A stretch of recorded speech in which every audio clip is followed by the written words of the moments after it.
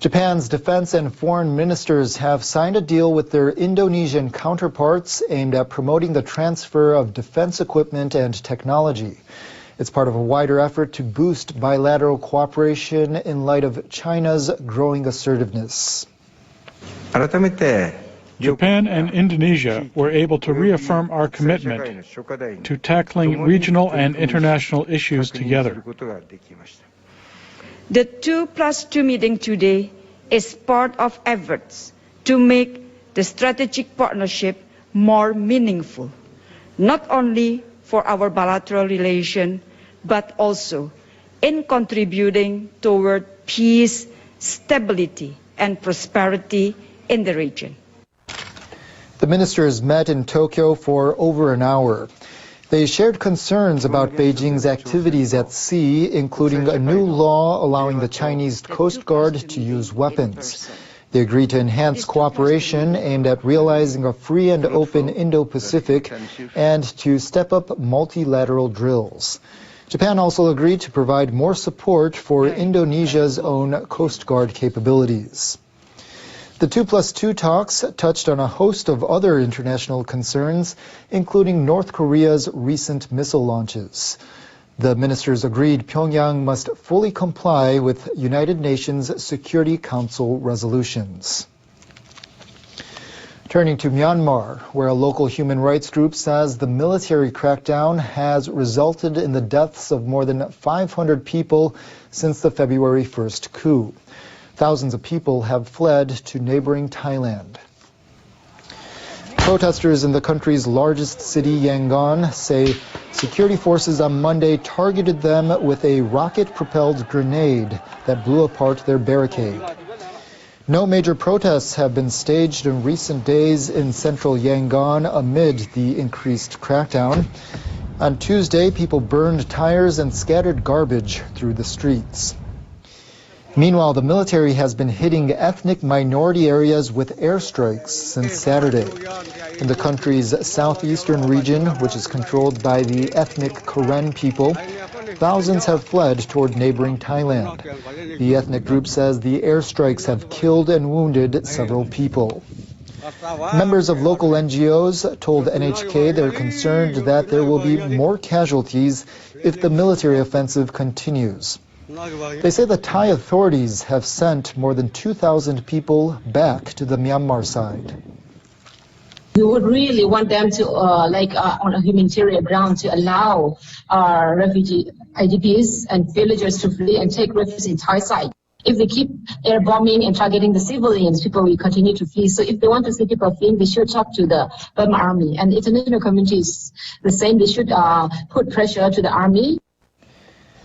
But the Thai government says they're not sending them back and are instead supporting them and providing medical assistance. In the latest move to tighten control over Hong Kong, China has approved a system to have election candidates vetted by authorities to ensure their loyalty to Beijing. The amendments will prevent individuals critical of Beijing from running, virtually blocking the path toward a democratic Hong Kong. The National People's Congress Standing Committee unanimously passed amendments to Hong Kong's Basic Law. They call for candidates for Hong Kong's Chief Executive and Legislative Council to be screened by a police branch set up under the national security law that went into effect last year. The police are to report their findings to a vetting committee, which will then decide whether the candidates could run. The committee's decision cannot be challenged. While overall seats in the Legislative Council will be increased from the current 70 to 90, the number of directly elected lawmakers will be cut from 35 to 20. I don't support the amendments. I want lawmakers to convey our opinions in the legislature. I won't vote anymore. It's meaningless and a waste of time. The new system is expected to take shape by May. Hong Kong is scheduled to hold Legislative Council elections and choose a chief executive from later this year through the first half of 2022. Officials say losses from the 6-day blockage of the Suez Canal by a Japanese container ship to the Canal Authority are estimated to be between $12 million and $15 million per day. Canal traffic resumed on Monday after the Ever Given, which is operated by a Taiwanese company, began moving. The Suez Canal Authority revealed the estimate at a news conference on Monday. It also suggested that further investigations will determine liability and the amount of compensation. The Canal Authority earlier noted that strong winds were not the only factor that caused the container ship to become stuck.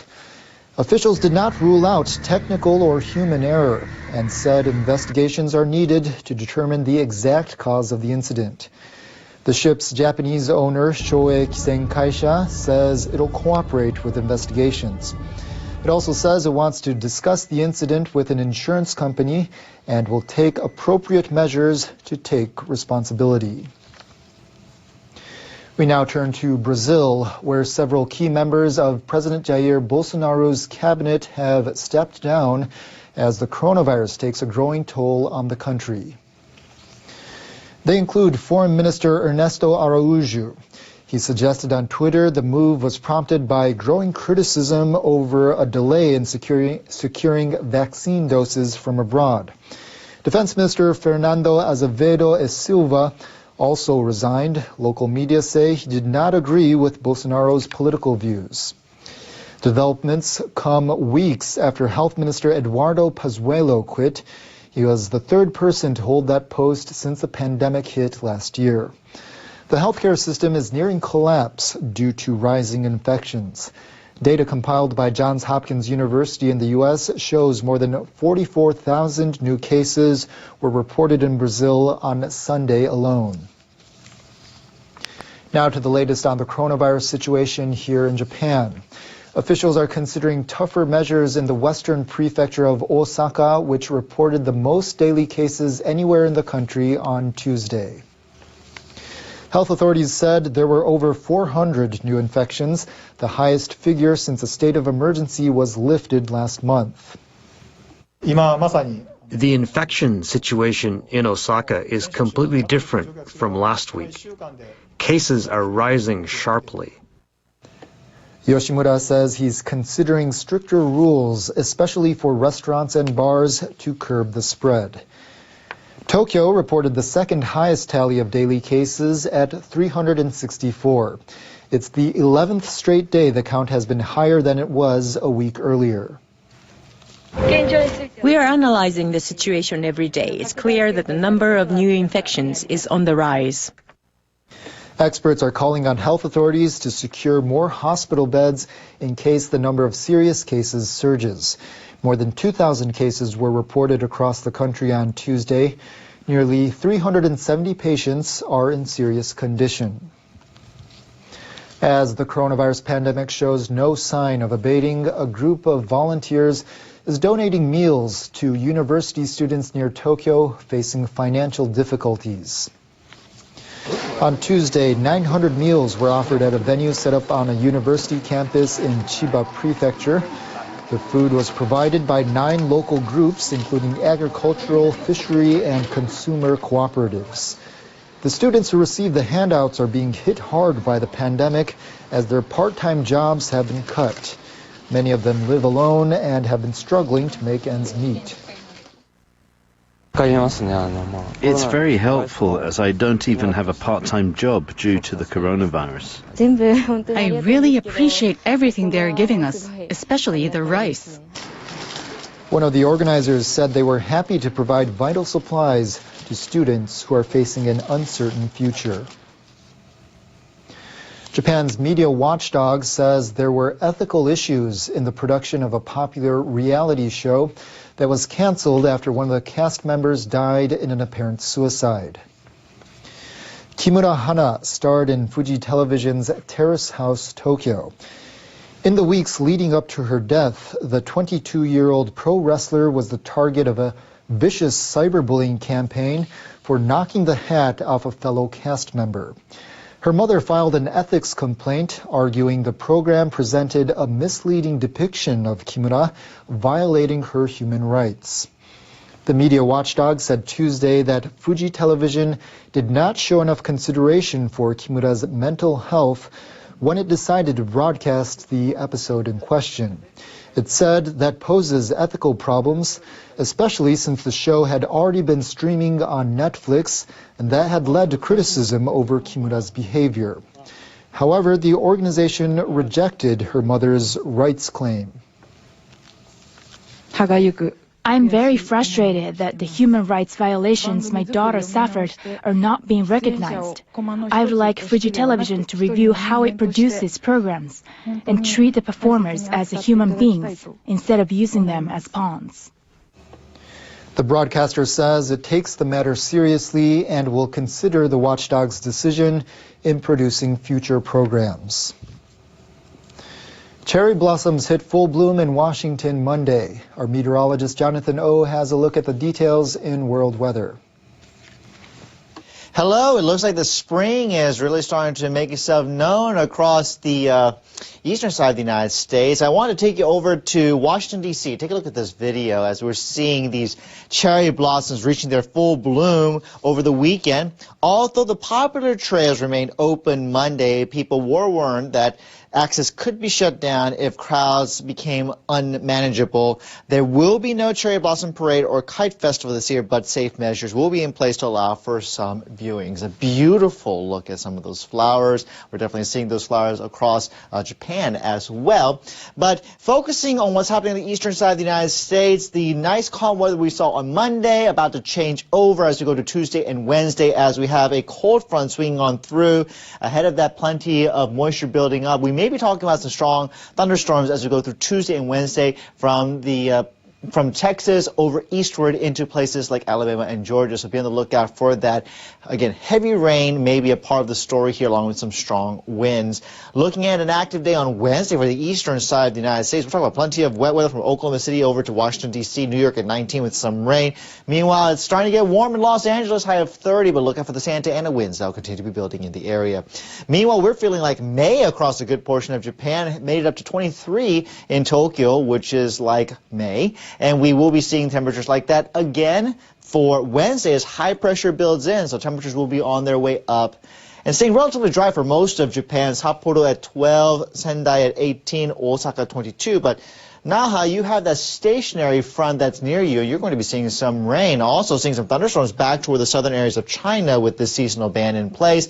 Still quite warm up toward the north, though. Beijing at 24 as we head into the middle of the work week with thunderstorms into Shanghai. We're seeing a high of 16 for the day. That's the future forecast. Hope you have a good day wherever you are. Thailand's Prime Minister Prayut Chan-o-cha denies his country used force to return villagers to an area in Myanmar that faced military airstrikes. Mainland China increases the number of seats in Hong Kong's legislature to 90 from 70, but only 20 seats will now be directly elected. Experts launch an investigation into why the container ship Ever Given got stuck in the Suez Canal and blocked trade for 5 days. And Nepal's government orders schools to close for 4 days after air pollution in the country reached harmful levels. Witnesses to the arrest of George Floyd, the black man in the US whose death sparked protests around the world, have been giving testimony on the second day of the trial of Derek Chauvin, a white police officer accused of killing him. The heads of Brazil's army, navy and air force have resigned as President Jair Bolsonaro struggles to contain a crisis over his leadership. On Monday, Mr. Bolsonaro was forced to reshuffle his cabinet after his foreign and defence ministers quit in quick succession. A monitoring group in Myanmar says the number of people killed since last month's coup has passed 500. The Assistance Association for Political Prisoners confirmed at least 510 deaths, but warned the real figure was probably much higher.